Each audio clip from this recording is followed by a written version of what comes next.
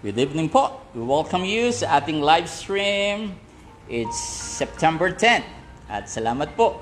At muli po kayong nakasama at ako po'y nakahabol. Ako po'y galing sa isang lugar at nasiraan pa po ako. Thank God at nandito pa po tayo at sama-sama muling mag-aral ng salita po ng Panginoon. Sige po, if you have your Bible, turn with me po sa libro po ng Mateo, Matthew chapter 18 verse 1. Matthew chapter 18 verse 1. At that time the disciples came to Jesus and asked, "Who then is the greatest in the kingdom of heaven?" He called a little child to him and placed the child among them, and he said, "Truly I tell you, unless you change and become like little children, you will never enter the kingdom of heaven. Therefore, whoever takes a lowly position of this child is the greatest in the kingdom of heaven. And whoever welcomes one such child in my name, welcome me." May God bless the reading of His Word. Amen. Tayo po'y dumako sa Diyos sa panalangin. Amang banal, salamat sa live stream na ito na tinipon mo kami upang mag-aral ng iyong salita. Salamat at Ikaw ang totoong Diyos na patuloy na humahawak ng bawat sitwasyon ng buhay. Muli mong buksan ang aming mga isipan, ang aming mga spiritual eyes, spiritual ears sa iyong mga salita. Alisin mo ang pagod, alisin mo ang magulong isip, mga bayarin, mga karamdaman. Hayaan mo sa mga banal na oras na ito ay focus lamang namin sa iyong salita. Salamat at Ikaw ay mabuting Diyos. Sa pangalan ni Jesus, ang lahat po'y magsabing, Amen and Amen. Amen. Our topic for this evening, this Friday, ang ating Bible study is entitled, The Greatest in the Kingdom of Heaven. Ang pinakadakila sa kaharian ng langit. Now dito po, kasama ng Panginoon ang mga alagad, at tinanong niya, at lumapit sa kanya, sino, Panginoon, ang pinaka-greatest, ang pinaka-tanyag sa lahat ng kaharian ng langit? Sino ang pinakadakila? So, tanong ito po ng mga alagad. At sa verse 2, tumawag po siya ng isang bata. He called up a little child. At hinarap niya ito sa gitna nila. So, nakita po niyo yung picture. Kasama ng Panginoon ang mga alagad. At tinanong, sino ang pinakadakila sa kaharian ng langit? At bigla siyang tumawag ng isang bata. At sabi ng Panginoon sa verse 3, "Truly I tell you, unless you change," pag hindi kayo nagbago, katulad ng batang ito, "you will never enter the kingdom of heaven." So, ano pinupuntos po ng Panginoon? Ano po ba ang bata? Ang isa pong bata, I do believe, once na may sinabi ka sa bata, kunwari, magulang ka ng anak mo, at sinabi mong, pag-uwi ko, may pasalubong. Talagang isip ng bata, ay, may pasalubong. May pasalubong si tatay, si nanay, pag-uwi. Now, minsan, nakakalimutan natin yon, o minsan kaya kulang ang pera ng pambili ng pasalubong, kaya hindi natin nagagawa ng mga sinabi natin sa bata. Pero sa uulitin, pag sinabi natin ulit sa bata, may pasalubong ako pag-uwi, aas talaga at aasa ulit ng bata. Hindi yan katulad ng isang may edad na pag nakaisa ka ng mali, ganyan ka naman eh. Sisisihin ka na at hindi na maniniwala. Now, ang bata po, naniniwala sa iyong mga sinasabi. Kaya, sabi rin ng Bible, habang bata pa ang bata, ituro mo na at gabayan sila sa salita ng Panginoon upang hindi sila maligaw sa buhay na ito. At sabi dito, in verse 4, "Therefore, whoever takes the lowly position of this child." So, sa position, sa gabay, kasi walang maipagyayabang ang bata eh. Wala siyang pera, wala siyang galing. Wala eh. Nung lowly position, nung pagiging katulad ng bata. Pangalawa, nung lowly position, pagiging humble siguro ng isang bata, ay ito ang pinakadakila sa kaharian ng langit. So, ano puntos ng Panginoon? Hindi pala pagalingan o pasipagan, hindi pala palakihan ng simbahan o paramihan ng membro. Hindi pala pagalingan masyado sa salita ng Panginoon na Ng iba, nagdinidibati pa po ang salita ng Panginoon. Kung hindi, ang sabi ng Panginoon, kung magiging katulad kayo ng itong maliit na batang ito, at magiging katulad sa posisyon ng batang ito, yon ang pinakadakila sa kaharian ng langit. At sinabi pa niya sa verse 5, whoever welcomes one's child in my name welcomes me. Sino man ang mag-welcome sa batang ito, ay wini-welcome rin ako. Di po ba, ang isa yata sa hindi ko kakayanin, katulad ng wife ko, ay magturo ng mga maliliit na bata. Di ba? Ang hirap. Makukulit yan. Habang nagtuturo ka yan, pwede yung tumayo sa upuan niya at guling ka. Pwede yung dumumi sa upuan niya dahil bata pa yan.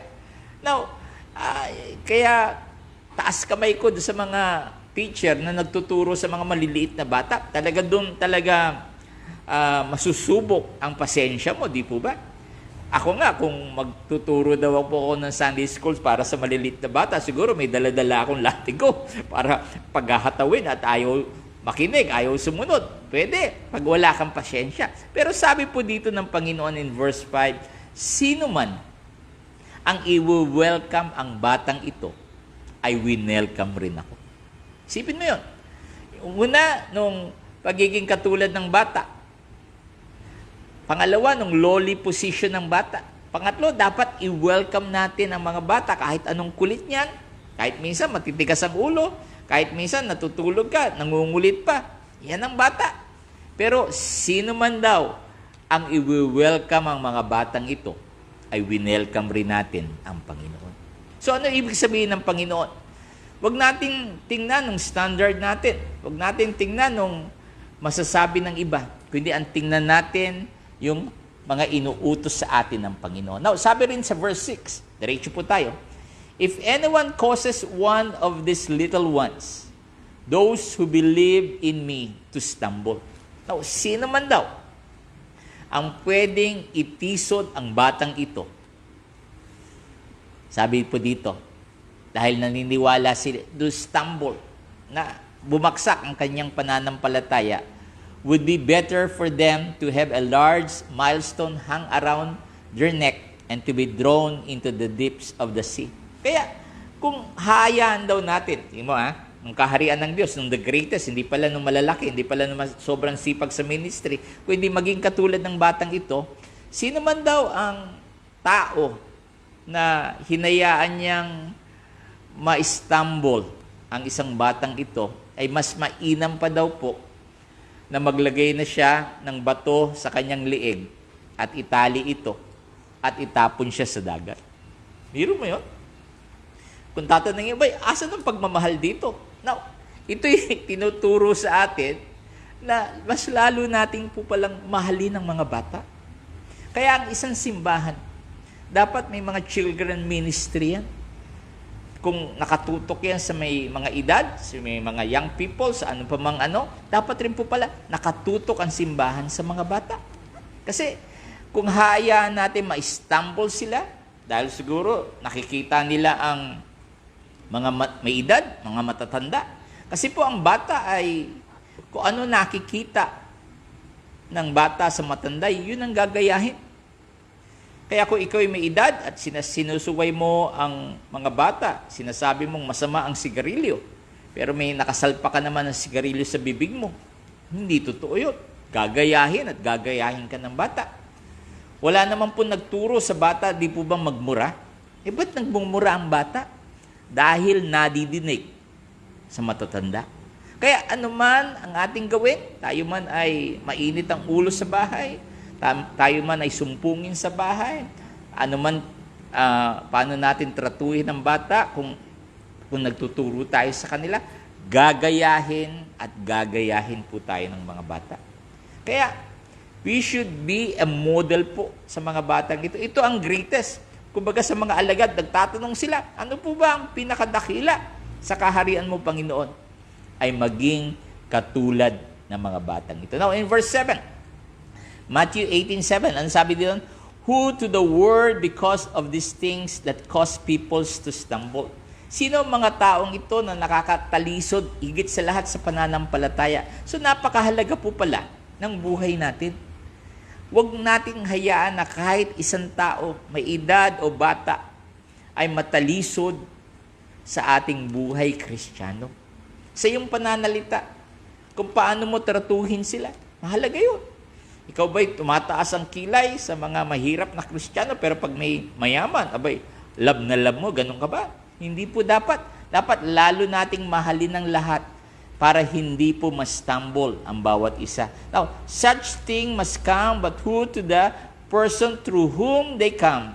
If your hand and your foot causes you to stumble, kung ang kamay mo at ang iyong paa ay hahayaan mo ma-stumble ang tao dyan, mababaksa ka dyan, putulin mo daw. Kung alam mo magkakasala ka sa kamay mo, sa iyong paa, kung saan ka dinadala niyan, na alam mo namang bawal sa lugar na yon, ay putulin mo daw and throw it away. It is better for you to enter life maimed as a cripple. Cripple lang, mas okay pa ang cripple para hindi ka matuluyan sa kasamaan. Yun ang ini-example ng Bible. So, ang kamay natin ay pwede tayong gumawa ng masama dyan. Ang paa mo, pwede kang dalhin sa mga lugar na bawal yan. Kaya mas maigi pa daw cripple. Kaya, kaibigan, kapatid, habang binibigyan tayo ng tsansa magbago na tayo. Sabi mo sa katabi mo, magbago na tayo. Huwag natin pilitin ng gusto natin. Lagi ko pong sinasabi pa ulit-ulit, marami tayong gusto. Pero mas higit ang dapat masunod yung gusto ng ating Panginoon. Now, sinabi pa niya dito, kung ang kamay at paa mo, it is better for you to enter eternal fire. Itong eternal fire na ito, it is hell. Kung totoo po ang langit, totoo rin po ang impyerno. Now, the Bible ay walang sinasabi na sa second floor. Ano po ng second floor? Na pag namatay ang isang tao, nasa second floor, at sa panalangin natin, aabot yan sa langit. Hindi po yun totoo. Sabi po yun ng Bible. Dapat po matuto lalo tayo sa Bible. Ang sabi ng Bible, once na namatay ang isang tao, he or she will face judgment. Hukom. Sino ang hukom? Ang ating Diyos. Siya ang maghuhukom sa atin.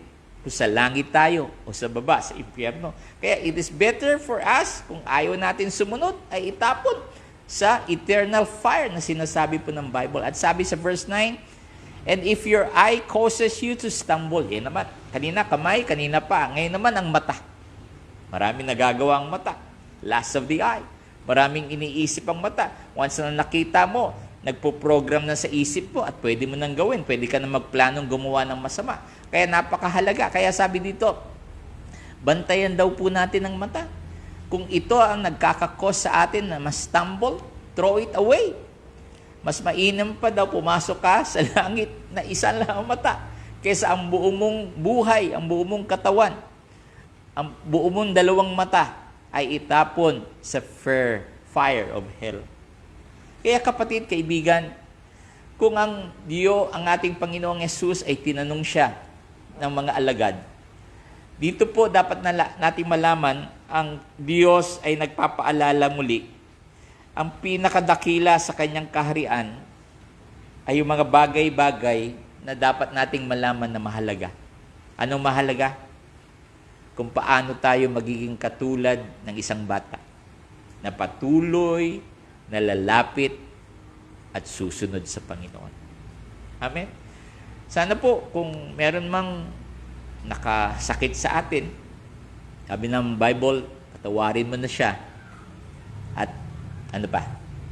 Patawarin mo na siya at mahalin mo siya. Madali lang pong sabihin, di po ba? Pero ang isang kaaway, isang kagalit ay ayaw nating makita. Ayaw nating makausap. Pero ang bata, siguro may nag-aaway na bata, pero maya-maya, bati agad. Kaya po, kaibigan, kapatid, huwag po natin laging tingnan ang matapang nating spirito, no ho?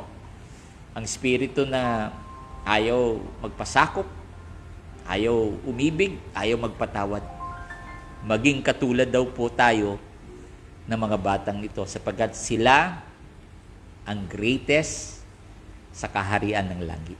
Maging katulad tayo ng bata.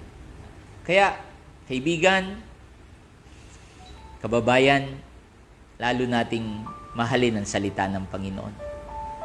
Natin isipin kung paano tayo lalago sa buhay na ito.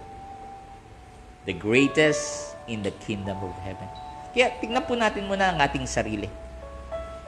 Ako nga ba'y naghahanap ng kalooban ng Diyos? O puro ng gusto ko ang pinipilit ko kay Lord? Nandito po tayo ngayong gabi, hindi para maging mas matalino sa Diyos, hindi.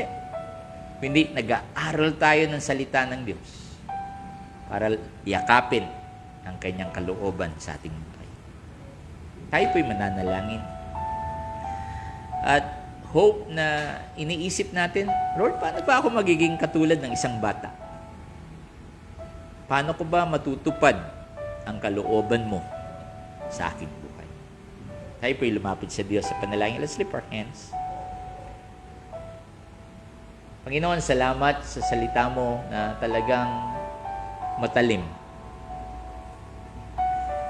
Marami po kaming mga standard sa buhay at kung titingnan namin, may standard ka rin, O Diyos. The big question is, kaninong standard ang dapat masunod? Sa iyo, Panginoon.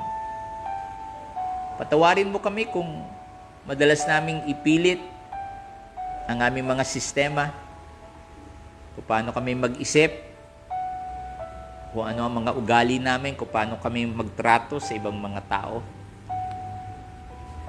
Turuan mo kami, Panginoon. Ang mga alagad ay nagpupumilit sila kung sino ang pinakamagaling, pinaka-number 1. Para rin kami. Ayaw man na naming sabihin, pero naghahanap kami kung paano kami purihin ang tao. Kung paano kami mapagmalaki ng ibang tao. Pero ang gusto namin, O Diyos, sabi ng iyong salita, huwag naming ipagmalaki ang aming nagagawa o meron. Ang ipagmalaki namin ay ang aming Diyos na patuloy na gumagabay at nagpapalakas sa amin. Amang Banal, patuloy mong hawakan ang aming mga kaibigan, aming mga mahal sa buhay, ang aming mga kababayang nanonood nitong live stream. Patuloy kang magsalita. Kung sino nga ba ang pinakadakila sa iyong kaharian. Salamat sa kapatawaran. Salamat lagi at hindi ka nagsasawang turuan kami at baguhin kami. Truly, Lord, that you are the God of the second chance, God. Patuloy mong sinasabi sa amin ng katotohanan na magbago kami at patuloy kaming nagbabago para sa iyo. Huwakan mo ang aming mga kaibigan, mga mahal sa buhay, mga kababayang nanonood nitong live stream, saan man sila, malapit man, nasa Pilipinas o nasa ibang bansa. Ingatan mo kami. Amang Banal, patuloy ang mga balitang mga hindi kaaya-aya. Pero salamat sa iyong salita, nandito ang mabuting balita. Kung kami lamang ay makikinig, kung kami lamang ay magbabago ayon sa iyong kalooban, kami na ang pinakamasayang tao. Patuloy mo kaming protektahan sa mga virus na ito, sa mga sakit na ito. Idinadalangin ko ang mga may mga sakit. Sabi mo, sa iyong mga latay, kami ay nagsigaling. Sa mga taong may mga bayarin, may mga emotional problem, sa mga taong naguguluhan at walang kapayapaan, sa mga taong nadi-discourage, Panginoon, ikaw ang aming kalakasan. Palakasin mo kami. Sapagkat kung kami madi-discourage, maapektuhan ang aming pisikal, manghihina kami. Hayaan mo ang aming spiritual na buhay ay patuloy na kumapit. Hindi kanino pa man, hindi sa aming kumpanya o sa pera ng aming bangko, kundi kumapit kami sa gagawin at gagawin ng aming Panginoon. Salamat, O Diyos, sa mga taong nanonood ng live stream. Alam namin na may gagawin ka. Kahit pandemic, kaya mo kaming pagpalain. Kahit maraming bibigang nagsasabing mahirap ang buhay, sasabihin pa rin namin masarap ang buhay dahil kasama namin ang Diyos. May pag-asa ang buhay, may kagalingan, may proteksyon, may pagpapala ang buhay, may himala ang buhay dahil sa iyo, Panginoon. Pinupuri ka namin at pinapasalamatan sa iyong patuloy na ginagawa sa aming buhay, O Diyos. Dahil Ikaw ang aming Diyos na maaasahan. Salamat po, mabuti at napakabuti ng aming Panginoon. Sa pangalan ni Jesus, lahat po tayo magsabing, Amen and Amen. Sabi mo nga sa katabi mo, gusto kang pagpalain ng Diyos. Sige po, lakas-lakas mo. Gusto kang pagpalain ng Diyos. Gusto ng Diyos na may gawin sa iyo. At nandiyan na ang kasagutan ng Panginoon. Ibibigay niya ng Diyos ang ating mga dalangin, ang ating mga kasagutan, dahil mabuti at napakabuti ng ating buhay na Panginoon. Almost is 106 before Christmas po. And may countdown na. Pero mabuti po. Sabihin mo sa katabi mo, Merry Christmas. Dahil mabuti ang Diyos. At nandyan ang Diyos. Huwag ka po magsumimangot. Huwag ka po paapekto sa maraming bagay. Dahil may ginagawa ang Diyos para sa ating lahat. Salamat po muli. Ako po si Pastor James Lagasca na nagpapasalamat. At lagi po kayo nanonood sa aming live stream sa Light of Life Prosper Church. Patuloy ka pong mahal ng Diyos at patuloy kang iingatan at mamahalin ng Panginoon. Amen. The Lord bless you and keep you safe. Magandang gabi po. The Lord bless.